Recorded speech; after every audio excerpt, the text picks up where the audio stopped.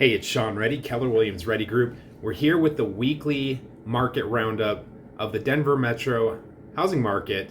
And before we get into the actual market numbers, breaking news on the mortgage front, we have seen a basically 18% drop in rates in the last 2 months.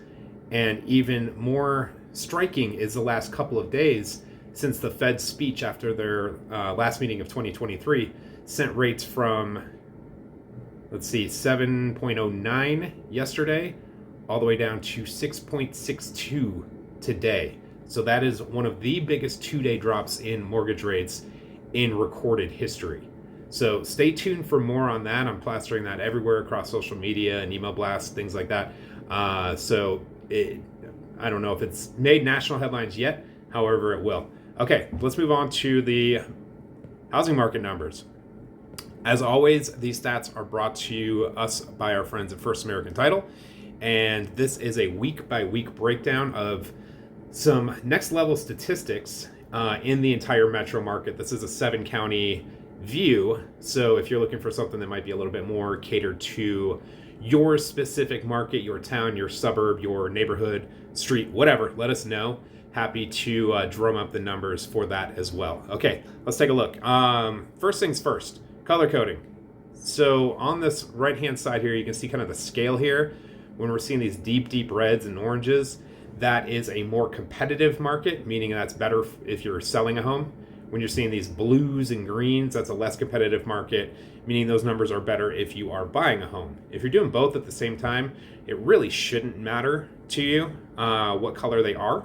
Yet, let's dive into the numbers and take a look and see what is best for you and your timing into the market. Okay, because I'm assuming if you're watching this deep stats geek level breakdown of numbers, you're probably looking to figure out when is the right time for you to get into the market. All right, I've talked enough. Let's get into the numbers. First things first, odds of selling. That's a relationship between supply and demand. And one thing we have now for the entire year is perspective. We're only missing the last, obviously, 3 weeks. So we can look at odds of selling last December. We're in the 40s and 30s primarily. And as we get into this December, 2 weeks into December, we're in the lower 40s. 41.5 is the percent odds of selling. You can see it's been as high as 67%, we'll call it, in the spring market this year when there were much less homes on the market. But now it's currently sitting at 41.5%. That is a full percent drop from last week. Next column here is the average daily active listing count. So on any given day, how many listings are on the market. The number has come down quite a bit since October was kind of the peak in the 7,000, 7,100 range. Now currently sitting at 6,065. Last time we saw numbers that low, it was back in August. And compared to last year, it is roughly the same, maybe a little bit more inventory on the market. So if you're buying, that's a good thing. Okay, next column, new listings on a week-by-week basis. You can see at the peak, the market saw about 1,300 properties coming to market, a couple weeks over 1,300 coming to market. Last December, we're only seeing 500, 400, 200 properties per week coming to market. Last week, 546 came to market. That's down from 622 the week before. By the way, this week here, that's Thanksgiving week, so the numbers are going to be all kinds of jacked up there. So not really comparing apples to apples there. Okay, next column, expired and withdrawn. Next two columns, I should say. These are listings that came off the market unsold one way or another. You can see last week was huge with 401 expired listings. Probably the high for the year. Yeah, definitely the high for the year, and the highest since the biggest expired listing day, which is December 31st. So 400 plus came off by expired last week. This week down to 190, 165 voluntarily withdrew from the market. So about 355 listings came off of the market. That could be part of the number drop in the average daily active listing count. Next column, that is the number of homes that went under contract week by week. Obviously, Thanksgiving week was slow, then it jumped back up to 631 and then 638. Pretty consistent in the sixes. and 7s over the last several weeks, call it 8 to 10 weeks. Peak this year was around 1,100, a little more than 1,100 homes going off the market by way of going to contract, and several weeks in a row that it was at least 900 to 1,000 back in the spring. Last year, this time, we were seeing 6, 7, and then towards the end of the month, towards the holidays, 300 and 400 homes going to contract. Probably look like that again this year, except for the wild card of that huge interest rate or mortgage rate drop. Okay, next column, number of closed sales. Now, this is a lagging measure. I don't put too much week-to-week emphasis on here because basically these 488 homes that closed went under contract sometime 4 to 6 weeks ago. So that's how much it's lagging. That is a big drop-off, that 488 from the previous, 2 weeks, not counting Thanksgiving, but then consistent with the week leading up to that. So we're going to call it slightly below average for the last couple months, maybe a little bit more than slightly below average for the last couple months. 2.2 represents the amount or the month's supply of inventory on the market. And to put that in perspective, anything below 4 months of supply, we are in seller's market territory. 4, 5, 6 months, we're in balanced or neutral market territory. And then over that, we're in buyer's market territory, which hasn't happened in close to a decade, if not more. Last year was in the 2s and 3s, high 2, kind of jumping all over the place between the high 1s to mid 3s. But that again is a supply and demand relationship. So if we see less listings hit the market, that number goes down. Okay, skipping over a couple of these that we don't really spend time on. We're going to jump to this total showing column. So this is exactly how it sounds. How many buyers were out in the market looking at homes, booking showings with their agent to go look at homes. And let's see, last year in December, 9,000, 8,000, 4,000, 6,000.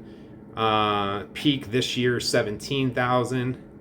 And then kind of trough this year, we're essentially right there in it right now with only 8,500 book showings last week, down from closer to 9,000 the week before. Again, Thanksgiving week, I'm not going to count that. People were doing other things besides looking at homes. Showings per listing, that did equate to 1.4, which is the exact same as last week and the exact same as the week before Thanksgiving, and pretty well in line with the last several weeks, really several months. About 1.5 showings per listing over the course of the last several months per week. That's not saying that every single listing is getting their 1.5, yet that is the average when you take the showings divided by the number of listings. Okay, showings to contract, exactly how it sounds. How many showings did the average listing receive before going to contract? Last week, that number was 13.3. You can see we were, I guess the high was somewhere around, 16.2. So it's kind of been in that mid-teens range the entire course of the year. Last year at this time, the number was lower teens to get to contract.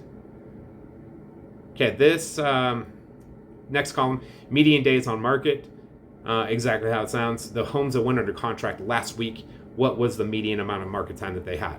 So last year we were in the mid 30s to mid 40s, even creeping to 51 the last week of the year. Started the year at 43, and that just started declining rapidly until we got into the mid single digits, where homes only spent a median of 5 days on the market when they were selling at their fastest in the spring, and then the numbers started coming back up. And now we are currently sitting at 36 median days on market. Not the high for the year, but pretty darn close. Okay, next column here. This represents the percent of listings that had to do a price reduction in order to get under contract. Numbers held pretty steady around 50%. You can see for several months. Last week, 51.2%, down from the peak or from the high, yet still pretty darn close. The bottom, we're around a quarter of the listings. Well, that right there, 21% of the listings had to do a price reduction to get under contract. Last year, this time, the number was actually closer to 60%. So that is some improvement. If you want to look at that, I also look at it as sellers are, kind of a little bit more realistic nowadays than they were last year. 1.6% of listings that went under contract did do a price increase. 47.2% stayed the same. The average price decrease was 46,000 plus, representing 6.3% of the asking price. That is higher than it has been over the last several weeks. No rhyme or reason there. It's just, what does it take what price will it take for a home to get under contract? Last year, about the same, $45,000, $50,000 average price reduction to get under contract. Okay, that is the gist of what's happening right now in the Denver metro housing market. Again, broad stroke view of a 7-county area. If you want this broken down, more specific to you, let us know. If you like this, let us know by subscribing to the channel, hitting the notification bell. That's it for now. We'll see you next week.